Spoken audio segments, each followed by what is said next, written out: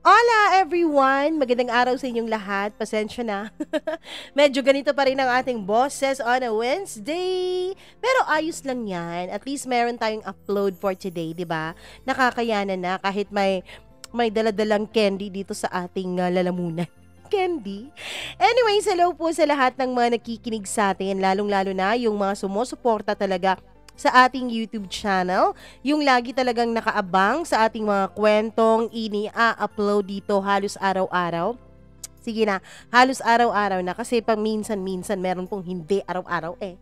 Pero ayos lang yan, 'di ba? Anyways, bago tayo mag-umpisa sa ating kwento, nais ko munang bumati sa lahat ng mga nag-comment.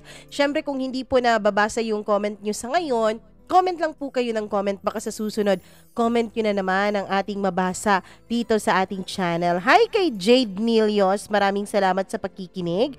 Harbor 2368, thank you so much. Hello din kay Tuan Hien Tuan. Ayun, maraming salamat sa iyo. And syempre, kay Kinsley Panganiban, maraming salamat. Watching from Lobo, Batangas. Isa po ako sa mga sumasugid yung tagapakinig.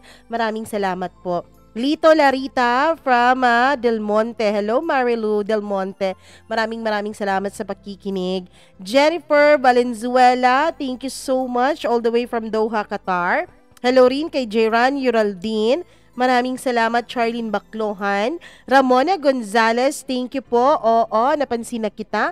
And advance happy birthday sa bunso niyang si Rainzel Ann Gonzalez na magbi-birthday ngayong Friday.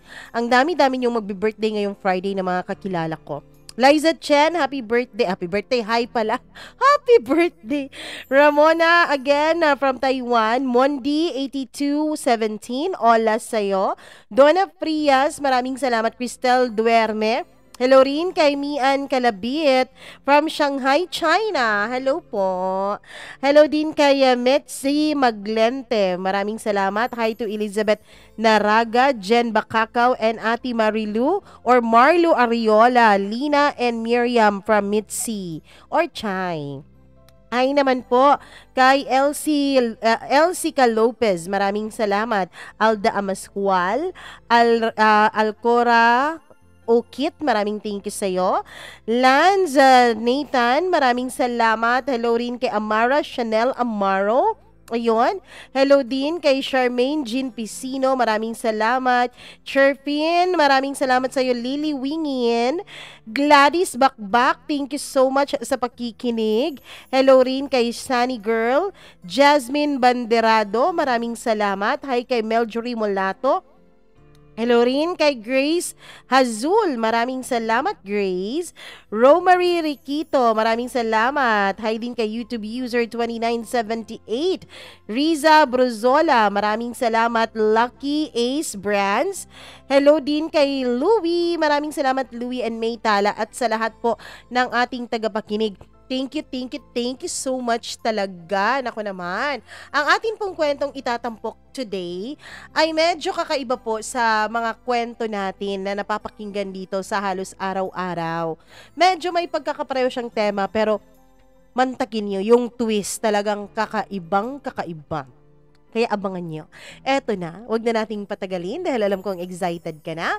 Dito lamang sa paborito mong programa, ang Dear Mama Mia.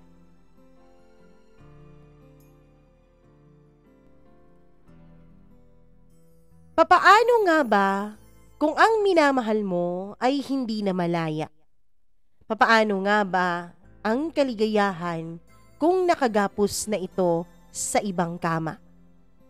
Dear Mama Mia, magandang araw po sa inyong lahat. Maraming salamat po dahil itong iyong YouTube channel ay isa po sa kinahihiligan ko at isa po ito sa nagiging inspirasyon ko para bumangon sa bawat araw na lumilipas. Kayo po, Mama Mia, ang isa sa nagiging inspirasyon ko para magpatuloy sa aking buhay, gaano man ito kakomplikado. Mama Mia, itago niyo na lamang po ako sa pangalang Lily. Isa po sa mga masusugid niyong tagapakinig mula pa taong 2023. Ito pong kwento kong ito ay kwento po ng buhay ko. ng buhay ko na hindi ko alam kung ano ba ang nagawa kong pagkakamali, kung bakit ba ganito kakomplikado. Uumpisahan ko ang kwento ko nung ako ay bata pa. Importante kasi ang kabataan ko dito, Mama Mia. High school pa lamang ako ay away na ng away ang aking mga magulang dahil sa kung ano-anong mga bagay. Kalimitan pera. Pero lately, Mama Mia, ay babae na po ang nagiging dahilan kung bakit lagi silang nag-aaway ni Mama. Ako naman noon ay college na. Ang totoo niyan, Mama Mia, gustong-gusto ko na noong magtapos para nang sa ganon ay makaalis na ako sa poder ng mga magulang ko. Kaya lang medyo malayo pa yun. First year college pa ako nung mga panahon na yun, samantalang high school pa ang nakababata kong kapatid na lalaki. 2 lang kaming magkapatid. Mama Mia, ayoko talaga na umuuwi masyado sa bahay. Dahil ang lagi kong naaabutan kung hindi ang nanay kong umiiyak ay ang 2 kong mga magulang na nagsisigawan. Kung ano-ano na naman kasi ang nahuhuli ng nanay ko. Ewan ko rin ba dito sa nanay ko kung bakit kahit alam niyang masasaktan siya ay sunod ng sunod pa rin siya kay Papa. Hanggang sa mahuli niya nga ito na may iba na namang kinakasama at may iba na namang kinalolokohan. Kaya ako ayoko talaga na umuuwi ng bahay namin. Mas gusto ko na nasa labas, Mama Mia. Mas gusto kong kasama ang mga kaibigan ko. Lalong-lalo na ang tinuturing kong best friend na si PJ. Si PJ, Mama Mia, ay kaibigan ko since high school. Isa po siya sa mga kabarkada ko. Mabait po siya, kaya lang chick boy. Siya lagi ang napaghihingan ko ng sama ng loob, lalong-lalo na kapag nagagalit ako kay Papa. Sa kanya ko lagi tinatanong kung bakit ganun ba ang mga lalaki. Kung bakit lagi na lang silang nambababae. Ganun lang talaga kaming mga lalaki, lalo na kung hindi pa namin nakikita yung babaeng seseryosohin namin. Ano pa bang dapat hindi seryosohin ni Papa sa mama ko? Kasal silang 2 tapos andito na kami ng kapatid ko, oh. Malalaki na kami. Hindi ba sapat na rason yun para maging kontento siya sa amin? Para maging seryoso siya sa mama namin? Alam mo, Lily, hindi ko alam eh. Hindi ko alam kung ano ang tingin mo sa papa mo at ano ang tingin ng papa mo tungkol sa pambababae. Basta ako naniniwala ako. Kapag mahal na mahal mo ang babae, kapag iniibig mo talaga siya ng totoo, hindi mo siya gagawa ng ganyan eh. Hindi ka gagawa ng paraan para siya ay masaktan. Kung makagawa ka man minsan, gagawin mo ang lahat ng makakaya mo para bumawi. Lahat ng makakaya mo para patunayan sa kanya na pagkakamali lang yon at na siya talagang mahal mo. Ganun kaming mga lalaki. So ang ibig mo bang sabihin, Pidge, yung tatay ko, yung papa ko, hindi talaga mahal ang mama ko? Ewan ko. Wala naman ako sa lugar para husgahan ng papa mo eh. Wala naman ako sa lugar para sabihin sa kanya o sabihin sa'yo ang nilalaman ng kanyang puso. Mama Mia, ewan ko pero lahat ata ng nakikilala kong lalaki noon, di ban lamang sa kapatid ko, lahat ata sila ay mga manloloko. Lahat ata sila ay gusto lang talagang tikman ng mga babae sa kanilang paligid. Siguro ang tingin nila sa mga babae sa paligid nila ay mga ulam na kailangang tikman at kung sino ang pinakamasarap, dun pipirmi.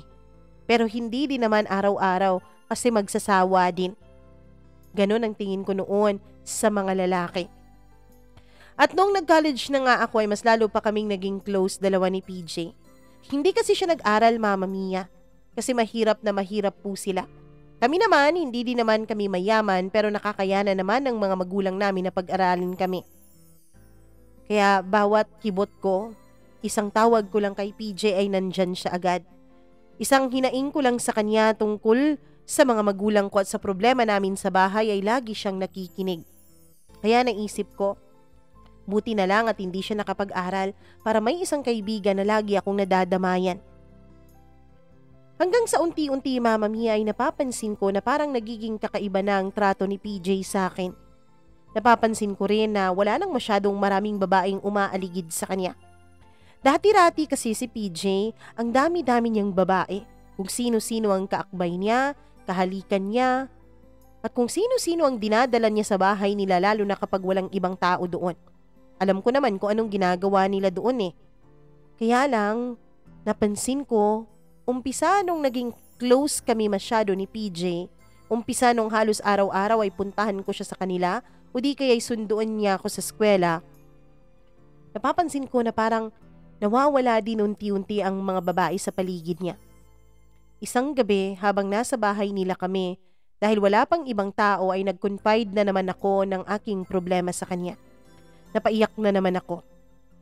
Hanggang sa bigla ko siyang tinanong, "Ikaw, paano mo natatanggal yung mga babae sa sistema mo? Wala na akong nakikitang palaging lumalapit sa iyo ah. Wala na rin akong nakikitang laging kaakbay mo o kasama mo. Dati-rati kung sino-sinong babae. Iba't ibang linggo, iba't ibang babaeng nakakasama mo eh. Paano ako magkakaroon ng ibang babae? Lagi kang nandyan. Lagi kang nangungulit." "Ay, ako ba ang dahilan? Sorry ah." "Hindi, ayos lang yun. Ayos lang. Payag naman ako na wala ng ibang babae basta nandyan ka eh." Doon Mama Mia ay bigla niyang hinawakan ang aking pisngi. Akmang hahalikan na niya ako nung bigla akong tumayo. Ewan ko pero natakot ako at nataranta. "Sige Pidge, uwi na ako ah. Gabi na kasi." "Hatid na kita." Wag na. Magluto ka na lang dyan para pagdating ng mga magulang mo, may kakainin na sila." "Wala namang mailuluto." "Kanin, magluto ka ng kanin, tapos bumili ka ng itlog. Eto oh, pera." "Wag naman ganyan, Lily. Hindi naman ako nanghihingi ng pera sa'yo eh. Alam ko naman yun. Pero sa tingin ko kasi nakakaabala ako sa'yo masyado eh. Kung hindi sana ako punta ng punta dito, baka nakapaghanap ka na ng trabaho, baka may maiuulam na kayo ngayon. Kaya huwag ka nang mahiya, tanggapin mo na. Sige, alis na ako ah." Iniwanan ko na lang ang pera sa may malapit na upuan sa aking tabi. Pagkatapos ay hindi ko na siya inantay na sumagot pa at dali-dali na akong lumabas sa barong-barong nilang bahay. Agad akong pumara ng taxi at umuwi sa amin. Pagdating ko sa bahay, as usual ay naabutan ko na namang umiiyak ang aking ina. Ako ay dumiretso na sa kwarto. Tinanong ako ng kasambahay namin kung kakain ba ako pero sabi ko wag na dahil busog ako. Pero ang totoo niyan Mama Mia ay hindi ko alam kung bakit pero naaapektuhan ako sa tuwing naaalala ko ang muntikan ng paglalapit ng mukha naming dalawa ni PJ dun sa bahay nila. Simula nga sa araw na yun ay pinilit ko siyang iwasan. Simula nga sa araw na yun ay pinilit ko siyang wag nang pansinin. Wag nang puntahan sa bahay nila kahit ang totoo ay ang dami-dami kong gustong ikwento sa kanya.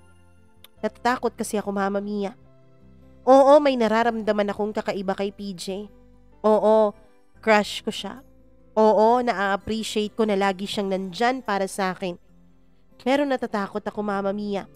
Natatakot ako na lumalim ang pagtitinginan naming dalawa. Hindi lamang sa natatakot akong masira ang aming pagkakaibigan, kundi natatakot din ako na baka gawin niya sa akin ang ginagawa niya sa iba niyang mga girlfriends. Natatakot din ako na maranasan ang sakit na nararanasan ng aking ina. Nakikita ko kasi kung paano nasaktan si Mama, kung paano siya umiiyak halos araw-araw. At ayokong danasin yon. Ayokong maranasan yon. Kaya naman Mama Mia, iniwasan ko si PJ. Pero hindi naman siya pumayag na mag-iwasan kaming dalawa. Lagi niya akong pinupuntahan sa school.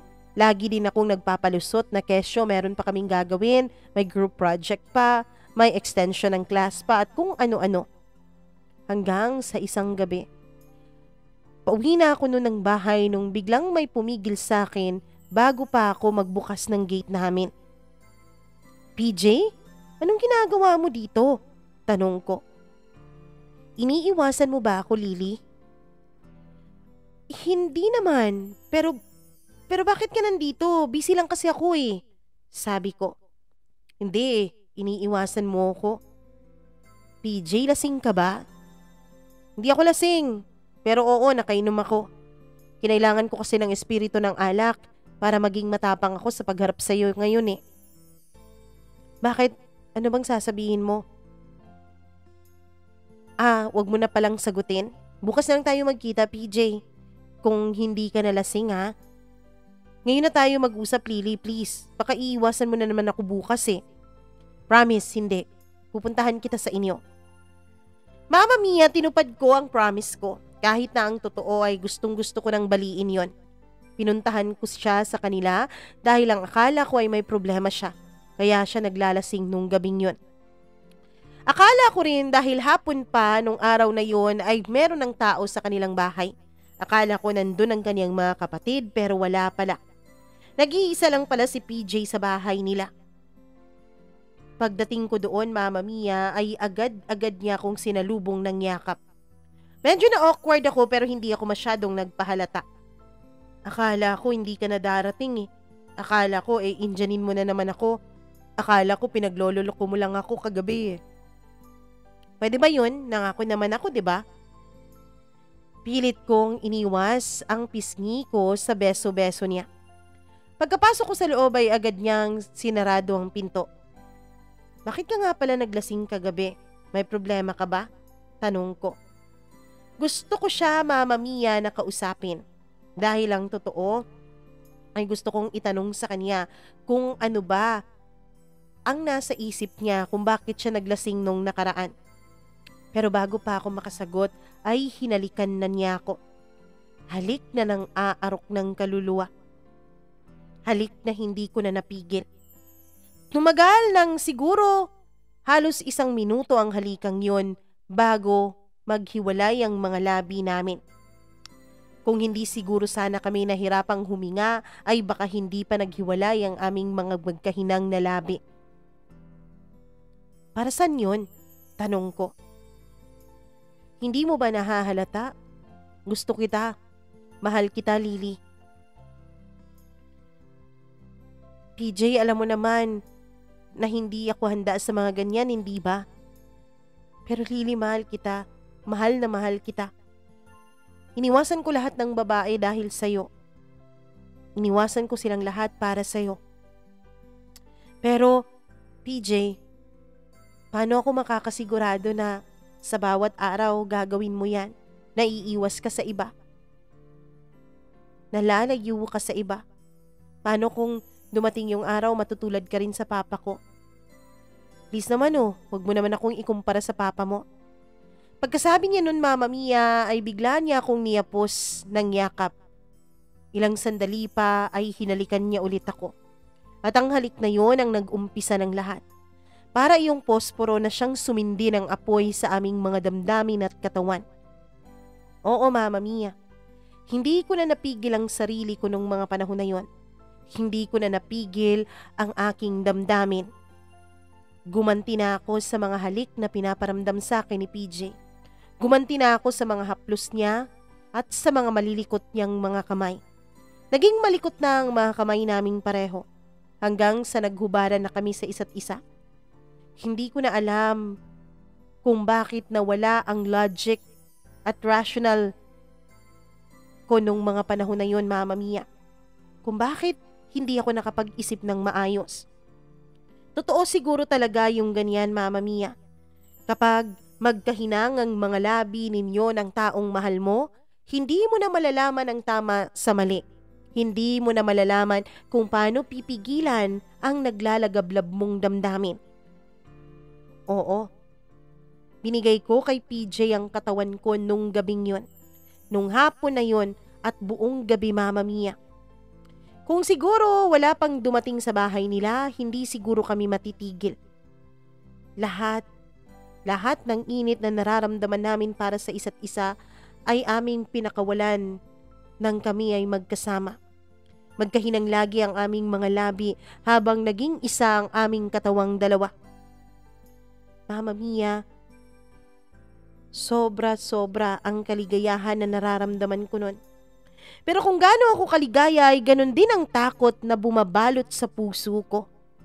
Kahit kasi tapos na at naibigay ko na ang katawan ko kay PJ, ay hindi pa rin mawala-wala sa sarili ko ang sobrang takot. Paano kung maging katulad siya ng papa ko? Paano kung sasaktan niya ako? Pero kapag naiisip ko ang mga sandaling pinagsaluhan naming dalawa, ay naiisip ko rin na worth it din siguro ang sakit dahil sa sobrang ligaya at sarap na pinaranas niya sa akin. Nung may dumating na sa bahay nila ay dali-dali kaming nagbihis dalawa. Dali-dali niya akong pinaalis dun sa kabila nilang pintuan sa may likuran. Dun ako dumaan, Mama Mia, para walang makakita sa akin na kanyang mga kapamilya. Baka kasi kung anong isipin nila. Well, kung ano man ang isipin nila, totoo naman. Pero ayaw niya na mapahiya ako sa kanyang mga magulang. Ayaw niya na maging pangit ang paningin nila sa akin. Kaya umuwi ako na dumaan sa may likuran nila. Pag-uwi ko ng bahay, kahit na masayang-masaya ako nung hapon na yun dahil opisyal nang may nangyari sa aming dalawa ni PJ, ay nagulat na lang ako. Nagkakagulo sa bahay namin. Nandun ang mga tiyahin ko na kapatid ng papa ko. Ano pong nangyayari dito, tita? Tanong ko. Nasa ospital ang mama mo. San ka ba? Kanina ka pa namin hinahanap, pinuntahan ka namin sa school pero wala ka doon. San ka ba nagpuntang bata ka? Kasi po gumawa pa kami ng project eh. Pagsisinungaling ko. Halika na, sama ka na sa amin. Nasa ospital ang mama mo. Pagdating ko doon, ay nire-revive pa po ang mama ko. Ang kapatid ko naman ay iyak ng iyak. Nung makita niya ako ay agad siyang lumapit sa akin at yumakap. Tumangan siya at ang sabi niya, naabutan na lang daw niya si mama na naliligo sa sarili nitong mga dugo. Anong nangyari? Tanong ko. Doon ko nalaman ang katotohanan, Mama Mia. Sinubukan pala ng mama ko na kitilin ang sarili niyang buhay. Siguro hindi na niya kinaya ang sakit na dinudulot sa kanya ng aking ama. Yung papa ko kasi ay lumayas na naman sa amin. May iniwan na namang sulat. At sinabi nito na wag na raw siyang hanapin dahil masaya na siya. In short, sumama siya sa kanyang kirida. Mama Mia, galit na galit ako noon sa papa ko. Buti na lang talaga at na-revive si mama. Buti na lang talaga at naligtas ang buhay niya ng mga doktor.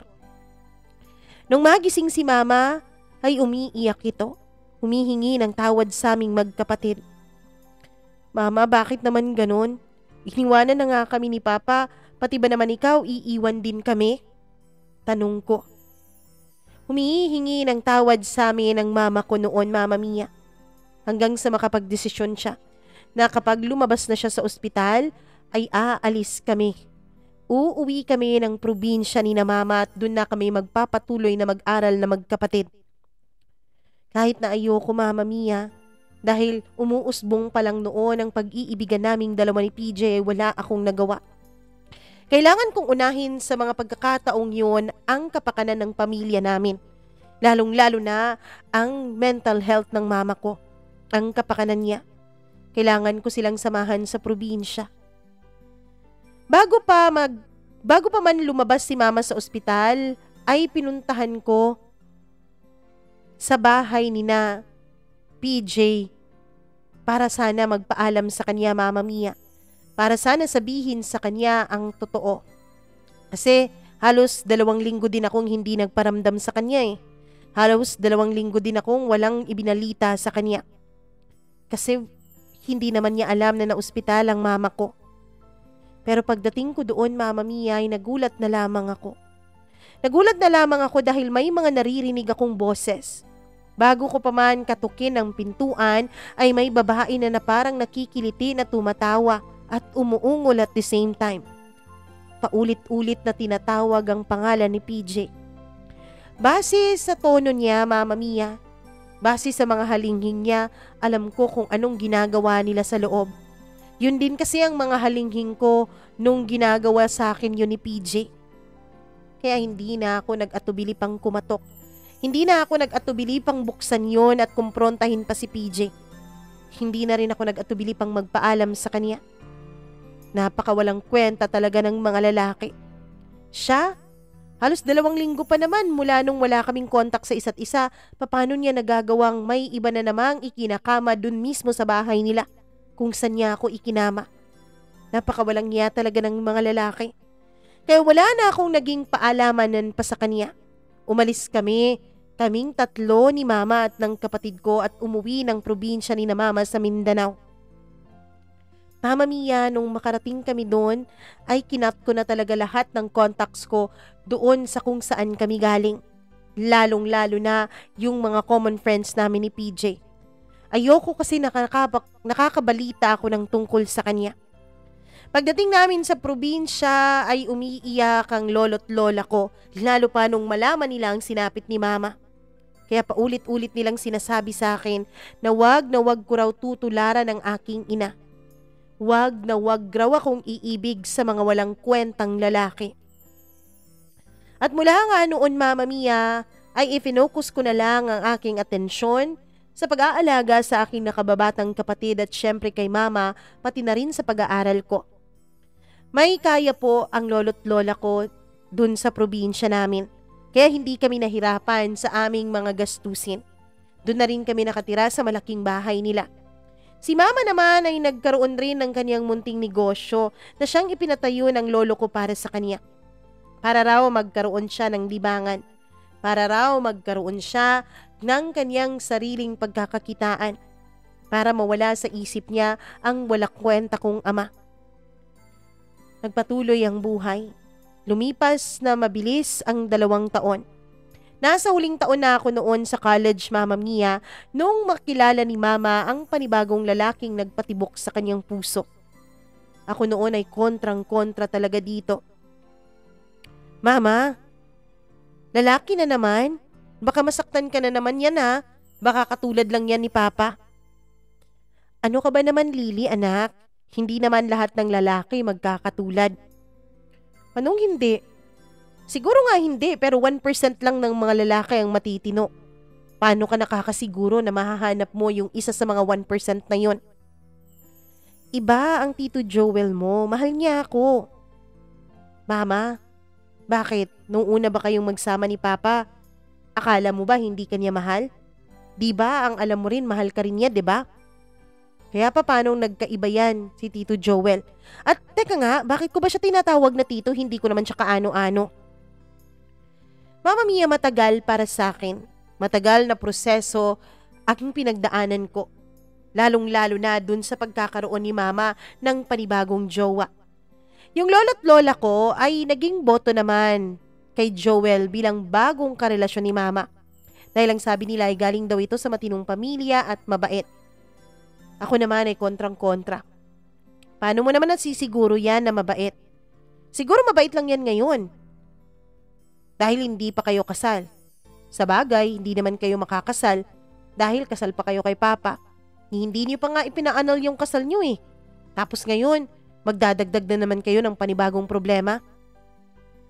Pwede ba, Lily? Ina mo pa rin ako kaya igalang mo ko ha. Kung anumang desisyon ko sa buhay ko, igalang nyo. Ngayon na nga lang ako sumaya. Pagkatapos gaganituhin niyo pa ako. Yun ang naging umpisa ng hindi namin pagkakaunawaan ng aking ina. Kaya naman nung graduate ako ng college, Mama Mia, ay umalis ako sa amin. Lumuwas ako pabalik sa Luzon.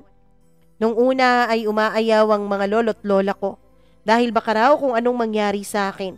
Malayo pa naman yung Luzon, Mama Mia. Marami raw hindi mga mabubuting tao doon. Pero sabi ko naman kaya ko ang sarili ko. Kesa naman araw-araw kaming magkaaway ni Mama. Mama Mia, umalis na kasi si Mama sa poder ng lolo't lola ko at tumira na siya kasama si Joel. Buntis na rin siya noon sa ikatlo niyang anak at sa unang anak nila ni Joel. Kaya naman umalis na ako. Nagtrabaho ako somewhere in Luzon. Lumipas ang 6 na buwan. Halos magpipitong buwan na noon, Mama Mia, nung bigla akong may nakitang isang pamilyar na lalaki sa isang coffee shop kung saan ako umu-order ng breakfast. Nagde-deliver siya noon. Ewan ko kung anong dinideliver niya. Basta alam ko kasama siya nung mga nagde-delivery. Lily? Tawag niya sa akin. Nung una ay hindi ko siya masyadong namukhaan. Alam ko lang familiar ang kanyang itsura. Hanggang sa lumapit na siya sa akin. Nung makalapit siya sa akin ng husto ay doon ko napagtanto kung sino siya. PJ? Tanong ko. Lily, ikaw nga! Kumusta? Bigla niya akong niyakap na para bang wala siyang ginawang mali sa akin. Ako naman dahil nagulat ako noon ay wala akong naging reaksyon. Ni hindi ako yumakap pabalik. Blanko lang talaga ang isip ko nung mga panahon na yun, Mama Mia, at wala akong alam na dapat kong i-react sa araw na yun. Kinakamusta niya ako. Ayos lang naman. Ikaw, kumusta? Ayos lang din. Teka, dito na ba kayo? Ako lang, sina Mama, tsaka si Junjun, andun pa rin. Nandun pa rin sa probinsya. Ako, ikaw hindi ka nagpaalam sa akin na aalis ka pala at pupunta ka pa lang ng probinsya. Bakit naman ako magpapaalam? Kaano-ano ba kita? Mama Mia, hindi ko napigilang lumabas yun sa aking bibig. All this time ay meron pa pala akong hinanakit kay PJ. All this time ay may hinanakit pa rin pala ako sa aking narinig nung araw na pinuntahan ko siya sa bahay nila para sana magpaalam. Pero ang ganda mo na ngayon bawi niya sa akin. Well, gano'n naman talaga. May pampaganda na eh. Dati ka pa namang maganda. San ka nga pala nagtatrabaho? Ide-deny ko sana kung saan, Mama Mia, at magbibigay ako ng maling impormasyon. Kaya lang, yung sling naman ng ID ko ang siyang nagbigay sa kanya ng idea kung saan ako nagtatrabaho. Napakalaki kasi noon ang pangalan ng kumpanya namin. Dito ka lang pala sa malapit. Diyan lang pala sa may tapat. Sabi niya. Oo eh. Matagal ka na dyan? Magpipitong buwan pa lang. Ganun ba? Uy, kita naman tayo paminsan-minsan. Marami na akong gustong ikwento sa'yo. Sabi niya. Okay, sige. Sige, alis na ako Malilate na ako sa pasok ko eh. Iniwanan ko na siya, Mama Mia, pero buong maghapon akong wala sa sarili nung araw na yon. Hindi ko makakalimutan ang pagtatagpo naming muling dalawa ni PJ. Ewan ko, pero may nararamdaman pa rin akong kakaiba. Meron pa rin akong galit sa kanya. Nanunumbalik pa rin sa isip ko ang mga narinig ko nung araw na pinuntahan ko siya sa bahay nila. Ewan ko, pero parang fresh na fresh pa rin sa utak ko ang mga halinghing, ungol at pagtawag ng babaeng yon sa kaniyang pangalan sa malanding paraan. Gustong gusto ko siyang kumprontahin pero para ano pa, hinayaan ko na lamang. Nung kinagabihan, pagka-uwi ko ng bahay, nagulat ako nung i-check ko ang Facebook account ko. Meron pong friend request doon. May isang lalaki na ewan ko ba pero hindi naman pamilyar sa akin ang pangalan. Pero nung tignan ko ang mukha, ay alam kong siya yun. Si PJ yun. Pinagbalik-baliktad pala niya ang kanyang totoong pangalan. Inaccept ko na lang siya dahil wala naman akong makitang dahilan para hindi siya i-accept. Isa pa, ayokong isipin niya na apektado ako sa presensya niya, Mama Mia. Kaya inaccept ko siya sa walang pag-aalinlangan. Nung ma-accept ko siya, agad siyang nag-PM sa akin. Thank you sa pag-accept ng friend request ko, sabi niya. You're welcome, sagot ko naman. May iba pa siyang tinanong pero hindi ko na sinagot. Hinayaan ko na lang. Ang akin lang naman ay huwag niyang isipin na snob ako. Pero 3 araw, Mama Mia, mula nung una naming pagkikita ay bigla na lang akong tinawag ng aming guard dahil may naghahanap daw sa akin sa labas.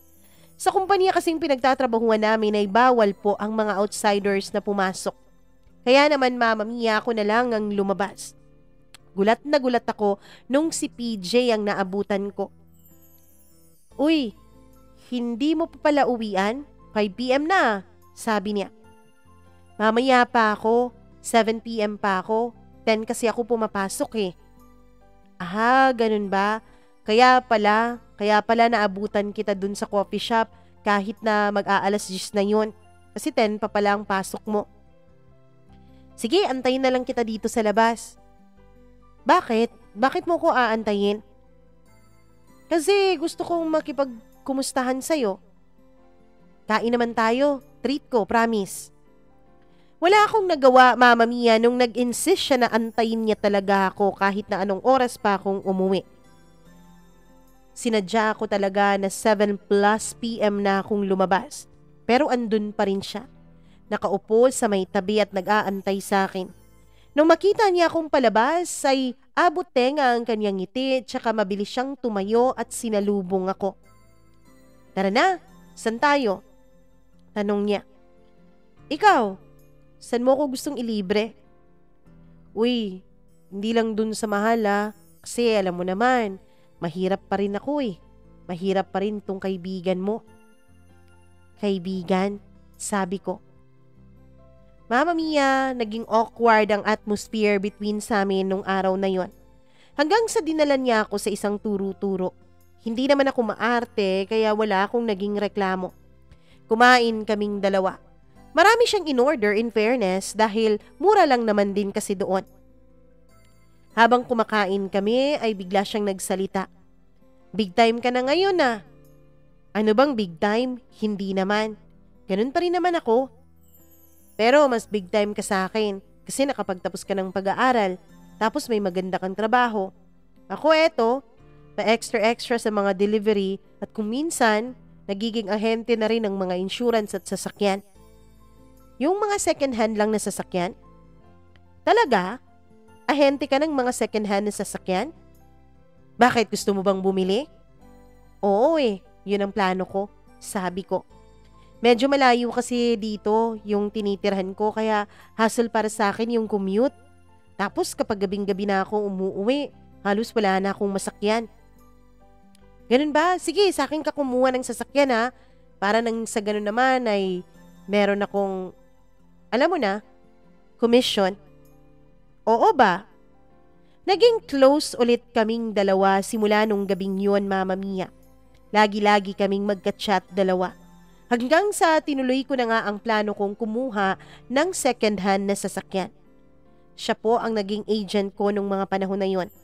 Siya rin po ang nag-asikaso ng mga permit at lisensya ko, Mama Mia. At nung nag-aaral na akong mag-drive ay siya rin ang tagaturo ko. Aaminin ko, Mama Mia. Aaminin ko na unti-unting nawawala ang pader na itinayo ko para wag na niya akong masaktan ulit. Hanggang sa nung huling araw ng aming pagdadrive, Mama Mia, bilang training ko ay may nangyari sa aming dalawa. Doon mismo sa loob ng sasakyan na pinagturuan niya sa akin. Sa sasakyan na binili ko mula sa second hand na mga dealers na kanyang pinagtatrabahuan at pinagsasidelinan. Hindi ka pa rin nagbago, magabaling ka pa rin, sabi niya. Ako naman ay ngumiti. Akala ko talaga yun na ang umpisa ng lahat.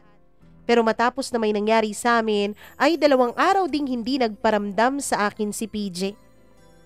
Ano ba to? Gumaganti ba siya? Dahil nung unang pagkakataon na may nangyari sa amin, ako yung bigla na lang hindi nagparamdam? Bahala siya sa buhay niya. Nasa isip ko nun. Pero bigla siyang nag-send sa akin ng isang imbitasyon, Mama Mia. Ano to? Tanong ko dahil hindi ko ma-open yung image na pinadala niya. Yun pala ay bigla niyang inansend. Nakakahiyaman pero gusto sana kitang gawing ninang eh. Ninang? Ninang saan? Ninang saan ako? Mama Mia, halos gumuho noon ang mundo ko. Ang lalaking pinagpapantasyahan ko. Ang lalaking natatangi na pinagbibigyan kong sirain ang mga pader na ginawa ko para sa sarili ko. Ang lalaking hinayaan kong gumalaw sa akin sa loob mismo ng sasakyang binili ko sa kanya. Ay, may anak na pala. Hindi ako nagpahalata sa kanya. Hindi ako nagpahalata na nasaktan ako. Oo ba? Kailan ang binyag? Tanong ko. Sa makalawa, binigay niya sa akin yung address, Mama Mia. Ako naman dahil ma-pride ako masyado, kung baliwala lang sa kanya yung nangyari sa amin, pues baliwala lang din sa akin yon. Hindi ko dapat iindahin yon. Kung baliwala ako sa kanya, pues babaliwalain ko rin siya. Mama Mia, pumunta ako dun sa simbahan na sinasabi niya at nung makarating ako doon ay sinalubong niya ako. Pinakilala niya ako sa kanyang asawa. Oo, May asawa na pala siya, Mama Mia. Itago natin sa pangalang Aurora ang kanyang asawa. Si Aurora pala, asawa ko. Han, si Lily, kaibigan ko, kababata. Kaibigan, nasa isip ko noon. Pero nung makita ko si Aurora, Mama Mia, ay naintindihan ko. Simple siya, maganda, mahinhin. Siguro nga isang katulad niya ang nababagay para kay PJ. Isang babaeng mahinhin na tatanggapin at tatanggapin lamang ang mga kabulastugan ng kaniyang asawa. Isang babaeng katulad ni Mama. Ako kasi, Mama Mia, kung titignan mo ko sa panlabas kong anyo ay masasabi mong palaban na kong babae. Mama Mia, mahaba ang heels na lagi kong gamit. Pagkatapos ay lagi pa akong sexing manamit. Ayoko na magmumukha akong helpless sa harap ng mga lalaki. Ayokong basta-bastahin nila ako. Kaya naman, ora ko pa lamang yung pamatay na talaga. Magkaiba kaming dalawa ni Aurora. Pagkatapos ng binyag dun sa simbahan ay sa kanilang bahay mismo ang reception. Kaya pumunta din ako doon. Sa sasakyan ko na sila pinasabay. Si Aurora at ang bata ang sumabay sa akin dahil si PJ, Mama Mia, ay sinamahan din yung iba niyang mga pinsan na hindi rin alam kung saang daan ang tatahakin papunta sa kanilang bahay. Nung makarating ako sa bahay nila ay tulad pa rin ito ng dati. Medyo barong-barong pa rin. Wala pa rin ipinagbago ang estado ng buhay ni PJ. Naisip ko noon, siguro dahil sa galit ko sa kanya ay iniisip kong buti na lang at hindi siya ang nakatuluyan ko o hindi ako ang nakatuluyan niya. Kung hindi, baka ako ang itinira niya sa ganitong uring bahay. Sabi ko sa sarili ko. Pero sino bang niloloko ko? Sarili ko lang, 'di ba? Nasasabi ko lang ang mga bagay na yon dahil nasasaktan ako. Dahil ang lalaking akala ko na nag-aantay sa akin, ang lalaking akala ko na katulad din ang nararamdaman sa akin, ay isa na palang may asawang tao. Ang masaklap pa, Mama Mia, hindi ko alam nung una. Hindi kasi siya nagsusuot ng wedding ring. Ewan ko kung mag-asawa ba talaga silang dalawa. Pagkarating ko sa bahay nila ay humihingi ng pasensya sa akin si Aurora. Pasensya ka na, Mare, ha? Pasensya ka na dito sa bahay namin. Alam ko kasi hindi ka sanay sa ganito eh. Matagal na pala kayong magkakilala ni PJ? Oo, high school pa lang magkababata na kaming dalawa. Naging kayo ba? Halos mabilaukan ako sa sarili kong laway nung tanungin niya ako ng bagay na iyon. Hindi naging kami. Kasi yung asawa ko, alam ko naman na matinik talaga yan sa chicks eh. Ganun ba? Hindi din naging kami. Magkaibigan lang kami kaya magtiwala ka. Huwag kang mag-alala at huwag kang magsiselo sa akin, sabi ko. Salamat, Maria. Kasi ako, hindi na ako mapakali. Alam ko kasi, kahit nasa estado ng buhay namin ngayon, marami pa rin nagkakagusto dyan kay PJ. Tignan mo naman yung asawa ko. Gwapo na, matipuno pa. Teka, mag-asawa ba talaga kayong dalawa? Hindi ko napigilang tanong. Oo, ikinasal kami sa West. Bago pa lang lumaki yung tiyan ko kasi galit na galit yung papa ko nung nabuntis niya ako eh. Ganun ba? Kasi wala akong nakikitang suot-suot yung wedding ring. Hindi na kami bumili nun. Agaran na kasi ang naging kasal nun. Wala nang wedding ring. Hindi rin naman kasi namin afford eh. Sabi niya.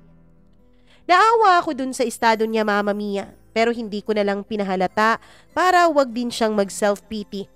Tinulungan ko siyang maghanda ng mumunting makakain para sa kaniyang mga bisita. Pagkatapos noon ay nagpaalam na ako. Inihatid ako ng mag-asawa sa labas ng eskinita nila. At nung makapasok na ako sa loob ng sasakyan ko, ay magkaakbay silang pumasok din sa eskinita kung saan kami nanggaling. Hindi ko mapigilang pumatak ang aking mga luha. Wala nang pag-asa para sa akin at sa lalaking mahal ko. Kaya naman, Mama Mia, naisip ko noon na iwasan ko na lang sila. Oo nga't ninang ako ng anak nila. Pero siguro Pasko at birthday na lang ng bata kami magkikita. Kaya lang hindi naman naging ganon ang mga pangyayari. Eto kasing si Aurora, Mama Mia, ang siya namang nag-add sa akin sa Facebook. Wala naman akong magawa dahil wala naman din akong dahilan para hindi siya i-accept. Kaya in-accept ko na lang siya. Baka kung ano pang isipin niya kapag hindi ko tinanggap ang friend request niya sa akin. Mama Mia, mula po noong in-accept ko siya ay naging makulit na siya. Naging magkaibigan kami. Hanggang sa isang araw na ikwento niya sa akin kung paanong umiikot na lamang ang buhay niya sa pag-aalaga sa kanyang anak, sa kanyang asawa at syempre sa kanya ring mga manugang na may mga sakit na. Nako, kaya kapala ganyan na manamit eh. Lumulosyang ka, sabi ko. Noong natahimik siya, Mama Mia, ay bigla akong nagsorry. Magkasama kasi kami noon at inaya ko siyang kumain sa labas. Sorry na-offend ba kita sa mga sinabi ko? Hindi naman, hindi mo naman ako na-offend. Pero alam ko kasing tama yung mga pinagsasasabi mo eh. Huwag kang mag-alala, akong bahala sa'yo. Sa Sabado, libre ka ba? Sama mo na lang yung inaanak ko. Bakit? Saan tayo pupunta? Akong bahala sa'yo. Mama Mia, kinasabaduhan ay sinundo ko siya sa kanila. Uy, saan kayo pupunta? Tanong naman noon ni PJ. Hindi ka kasali, kami lang mga girls dito. Bakit bitbit niyo yung anak ko? Lalaki yan. Lalaki nga itong anak mo wala pa naman tong kamuwang-muwang. Bakit? Ayaw mo bang bitbitin namin? Sige nga, ikaw muna mag-alaga. Ititreat ko muna tong asawa mo. Mama Mia, buti na lang at pumayag naman siya. Ang sabi niya, dadalhin na lang daw niya ang bata sa kanyang kapatid, kaya kaming dalawa noon ang magkasama ni Aurora. Nagpasalon kaming dalawa. Tapos pumunta kami dun sa bahay ko. Marami kasi akong mga damit, yung iba nga ay hindi ko pa nasusuot. Yung iba naman ay isang beses ko lang nasuot dahil medyo pihikan po ako sa ganon. Meron akong mga ibinigay sa kanya. Pati na rin mga nighties at nightgowns, Mama Mia, para nang sa ganon ay magustuhan naman niya ang kanyang itsura. Matapos nga niyang pagsusukatin ang mga damit na binibigay ko ay nakita kong napakaganda pala niya. Maganda ang korba ng kanyang katawan. Makinis at maputi siya. Kung tutuusin, Mama Mia, kapag nabihisan mo siya, hindi mo talaga mahahalata na galing siya sa isang dukhang pamilya. Maganda ang kanyang kutis. Matangos pa ang kanyang ilong. At maganda rin at makapal ang kanyang buhok na pinakulot ko. Mama Mia, naging masaya kaming dalawa habang magka-bonding. At mula nga sa araw na yon ay naging close pa kaming dalawa. Pero hindi ko mapigilan ng konting guilt na nararamdaman ko. Kasi mag-asawa na silang dalawa ni PJ nung may mangyari sa amin eh. Pero hindi ko naman alam yon. Kaya lagi kong ginajustify yon sa sarili ko. Hindi ko naman alam kaya hindi ko kasalanan, sabi ko sa sarili ko. Wala akong kasalanan doon kundi si PJ lang. Matapos ang araw na yon ay inihatid ko siya pa uwi. Masayang-masaya naman siya, Mama Mia. Inanyayahan pa nila akong kumain kasama nila kaya naman nagpaunlak na lang ako. Pagkatapos kumain ay inutusan ni Aurora ang kanyang asawang si PJ na ihatid ako sa labas dahil siya ay aasikasuhin pa niya ang bahay. Habang naglalakad kaming dalawa ni PJ ay bigla niyang hinawakan ng kamay ko. Ako naman ay bigla kong binawi ang kamay ko mula sa kanya. Ano bang naiisip mo, PJ? Tanong ko. Wala namang makakakita, tsaka gabi na. Tapos madilim pa dito sa eskinitang ito. Naririnig mo ba yung sarili mo, PJ? May asawa kang tao. Asawa ko nga si Aurora. Pero ikaw naman ang mahal ko, Lily. Simula noon, ikaw lang ang mahal ko. Ako ang mahal mo? Nakakasigurado ka ba dyan? Nakakasigurado ka bang hindi ko alam ang mga pagsisinungaling mo? Ano bang magagawa ko? Sa ikaw ang tinutubok ng puso ko eh. Nawala ka na lang bigla matapos may mangyari sa ating dalawa. Nawala ako dahil na ospital ang mama ko. At alam mo ba, nung pinuntahan kita sa bahay niyo, may kasama kang babae doon. Umuungol pa nga, humahalinghing pa nga, tapos malanding-malanding inuulit-ulit ang pangalan mo. Mama Mia, dun ay nag-guilty siya. Ang akala daw niya kasi ay inabandon ako na siya dahil magdadalawang linggo na noon matapos may mangyari sa amin tapos hindi pa ako nagparamdam. Pinupuntahan daw niya ako sa bahay namin pero laging walang tao doon. Laging madilim. Kasi nga nasa ospital si mama. Doon kami ng kapatid ko. Tapos umalis ka nang walang paalam. Paano ako magpapaalam kung mga halinghing at malanding pagtawag ng babaeng yon ang narinig ko? At isa pa, wala nang dahilan para pag-usapan pa natin to ngayon, PJ. May asawa ka na. Mabait ang asawa mo. Maganda ang asawa mo. Siyang pagtuunan mo ng pansin at wag ako. May pamilya na rin kayo. Oo nga, may asawa na ako. May pamilya na kami. Pero ikaw pa rin ang tinitibok nito, Lily. Sabay turo niya ng kanyang puso.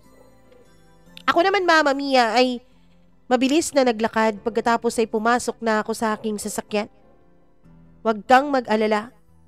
Hindi na ako magpapakita sa iyo, PJ. Halos maiyak noon si PJ, Mama Mia. Lily naman, please. Maawa ka naman sa akin. Alam kong may nararamdaman ka sa akin. Alam kong mahal mo ko. Pagbigyan naman natin ang ating mga sarili. Hindi.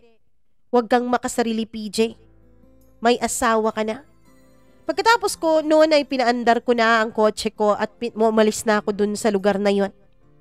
Mama Mia, pinilit kong putulin ang connection ko sa mag-asawa. In-unfriend ko na si PJ. Pagkatapos ay blinak ko siya. Hindi ko naman mablock itong kanyang asawang si Aurora dahil wala naman akong magiging dahilan. Hanggang sa isang araw, Mama Mia, nagulat na lang ako nung umiiyak na pumunta si Aurora dun sa pinagtatrabahuan ko. Agad-agad akong nag-time off noon at sinamahan ko siya. Mama Mia, dinala ko siya doon sa apartment na inuupahan ko dahil mag-isa lang naman ako doon. Anong nangyari sa'yo? Bakit ka umiiyak? Bakit ganyan ang itsura mo? Alam ko naman, Lily, na hindi ako ang mahal niya eh. Ano? Oo, mahal niya ako pero hindi kasing tindi ng pagmamahal niya dun sa kung sino mang babaeng yon. Mama Mia, na-guilty ako nung pagkakataon na yon. Hindi ko alam kung anong isasagot ko. Bakit? May iba ba siyang babae? Lagi naman eh. Lagi naman niyang siyang may ibang babae. Hindi naman niya napipirmi at hindi naman niya nakokontento sa akin kahit kailan. Ganun nga siguro talaga kapag hindi ka mahal. Habang paulit-ulit na nagkukwento sa akin si Aurora, Mama Mia, at paulit-ulit din siyang umiiyak, ay naaalala ko sa kanya ang itsura ng nanay ko. Naaalala ko sa kanya kung paanong nasira ang buhay ng nanay ko nang dahil sa walang kwenta kong ama. Nang dahil sa amang walang ibang alam kundi paligayahin ang kanyang sarili. Mama Mia, wala akong nagawa nun kundi yakapin si Aurora. Inaalok ko siya at naging kaibigan ako sa kanya. Naging nandyan ako lagi sa kanya. At simula nga sa araw na yun, kapag may problema siya, ay ako lagi ang kanyang tinatawagan. Kapag may hinanakit siya sa kanyang asawa, ay ako lagi ang kanyang pinupuntahan. Hanggang isang gabi, aalisa na ako noon dahil magka-club kami ng mga kasamahan ko sa trabaho. Nakabihis na ako nung biglang may mag-doorbell sa apartment ko. Nung pagbuksan ko yun ay walang iba kundi si Aurora. May dala siyang mga alak. Uy, ano to? Bakit may dala kang ganyan? May lakad ka ba? Siguro nga may lakad ka kasi nakabihis ka eh. Sorry kung naistorbo kita. Aalis na lang ako. Pagkasabi niya noon ay pinigilan ko siya. Hinawakan ko ang kamay niya at saka iniharap ko siya sa akin. Ano bang nangyayari? Ano bang problema mo?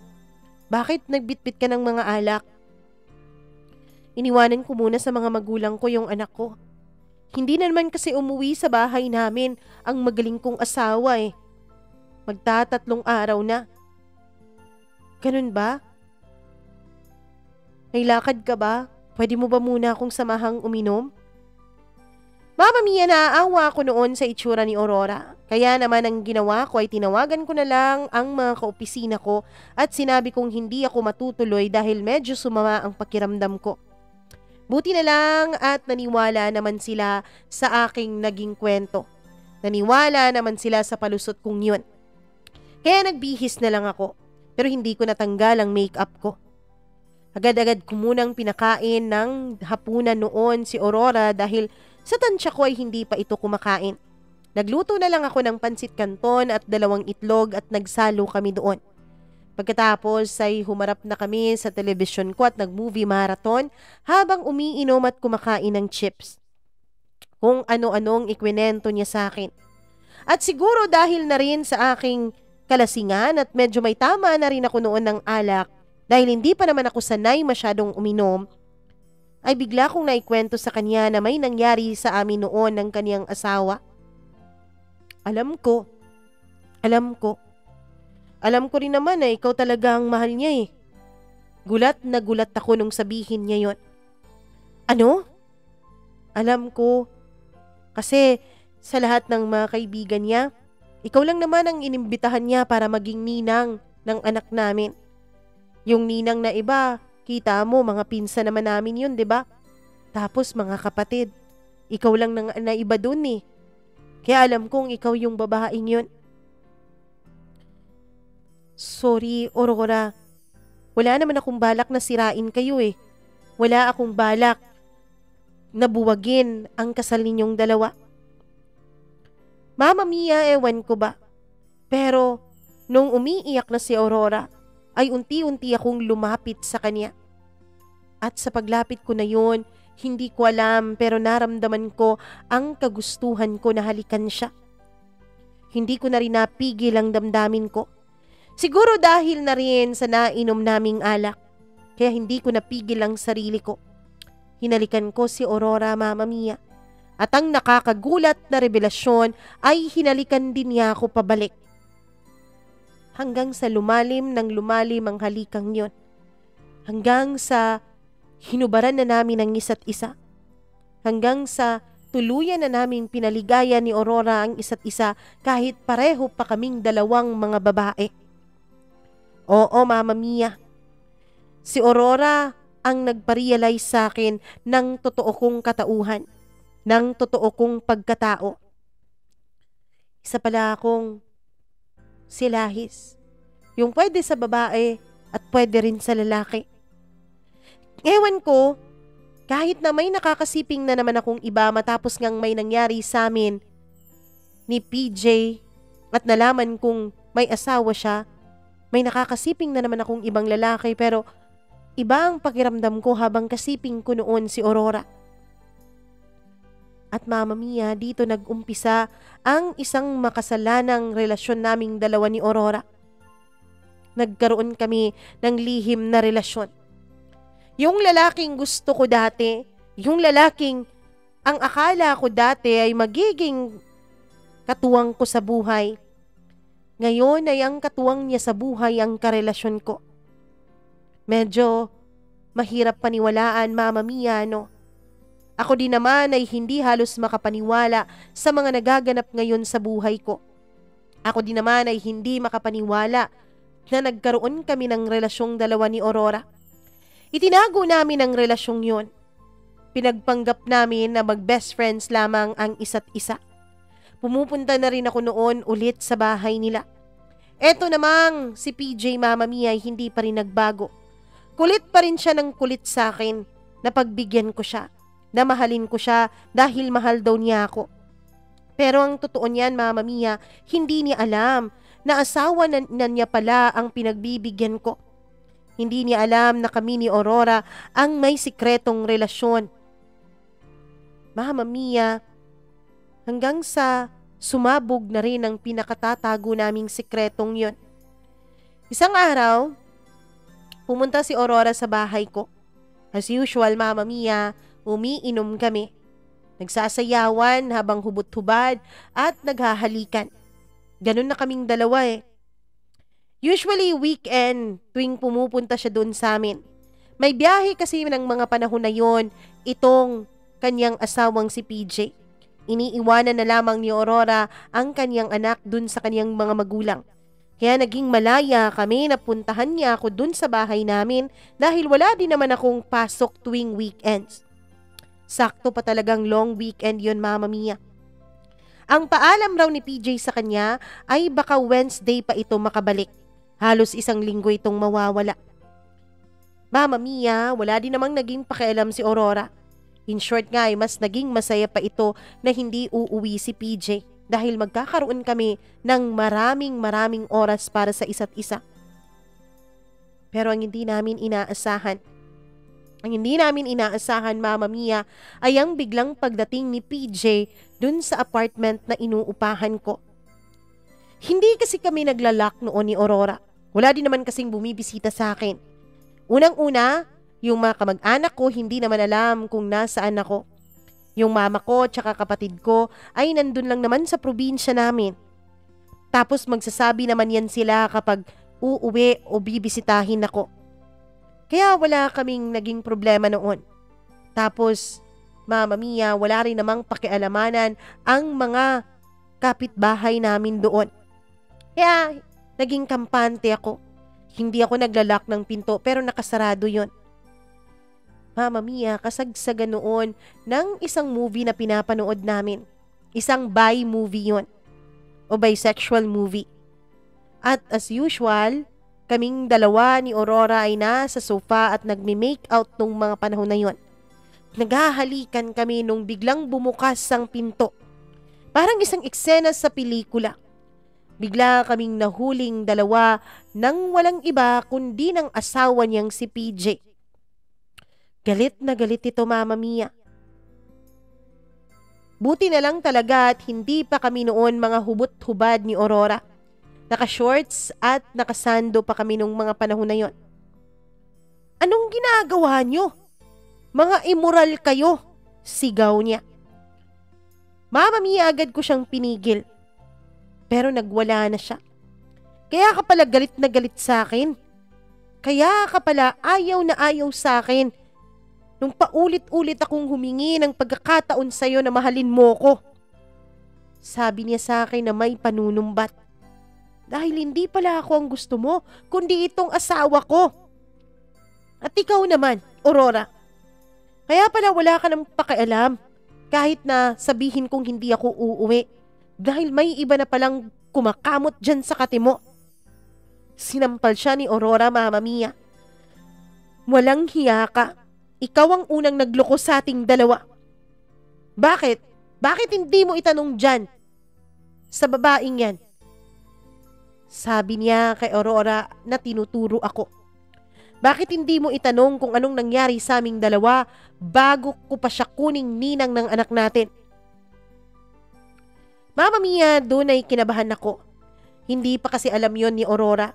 Kaya agad-agad ako nagpaliwanag sa kanya na hindi ko alam nung una na meron na siyang asawa. Umiiyak nun si Aurora dahil manloloko daw kaming dalawa. Umalis siya doon sa bahay ko. Samantalang naiwan naman si PJ, Mama Mia. Sabi niya handa niya akong tanggapin. Handa niyang kalimutan ang mga nasaksihan niya. Handa niyang magsimula ulit kaming dalawa basta kaming dalawa lang ang magsasama. Pero pinaalis ko siya. Pinalayas ko siya dun sa apartment ko dahil ang totoo, Mama Mia, ay narealize kong hindi ko siya mahal. Narealize kong matagal ko na siyang hindi mahal. Lalong-lalo na nung naging kaming dalawa ni Aurora. Mama Mia, ilang beses ko pong hinanap si Aurora pero hindi ko na siya makita. Ang huling balita ko sa kanya ay umalis na ito sa lugar nila, albit-bit ang anak niya. Hindi na rin sila nagkabalikan pang dalawa ni PJ.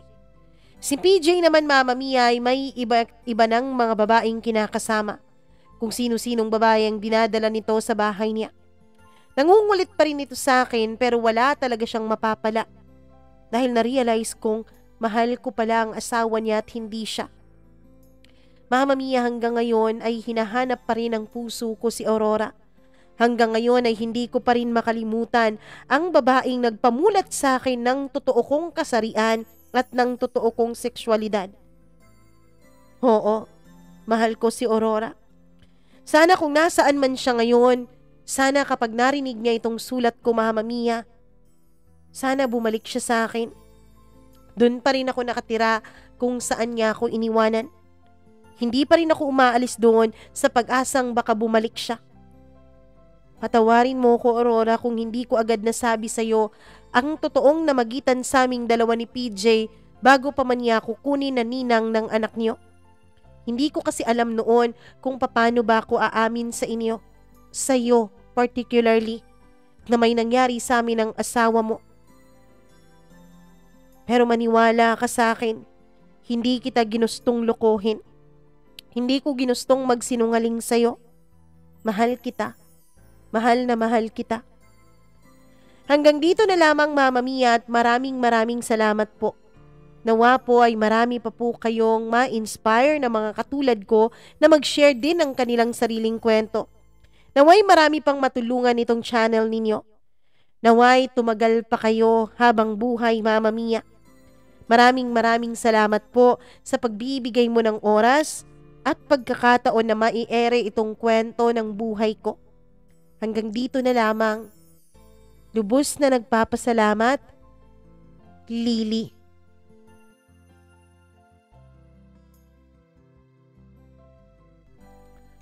Grabe namang twist na yan. Hindi ko talaga expect yung twist na yon.